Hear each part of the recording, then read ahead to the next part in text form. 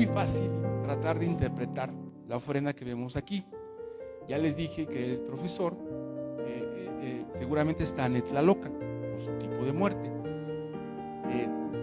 Quisiera hacer un ejercicio como el que hizo Sagún y pedirle ayuda a Tel Xochitiotzin, que es originaria de Contla, hablante náhuatl y además defensora del náhuatl, para que nos interprete parte de la ofrenda que se presenta en estos momentos y de los atributos que contiene la misma, ¿no? Le paso la palabra. Bueno, Manitla Toltía, voy a darles lectura a un poema que dice: Intonal Tomiketzin,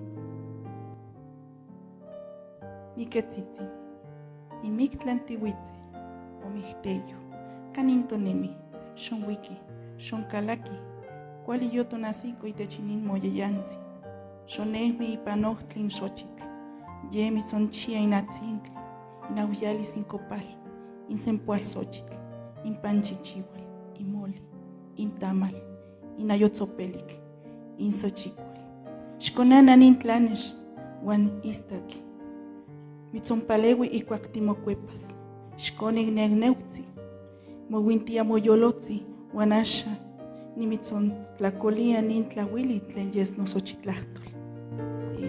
Día de Muertos. Flaquita. Ánimas del Mictlán, Huitze. Flaquita, ven, entra. Bienvenida a tu casa. Camina hacia el camino de flor. Ya te espera el agua, el copal, la flor de cempasúchil, el pan, el mole, el dulce de calabaza y la fruta. Toma la luz y la sal.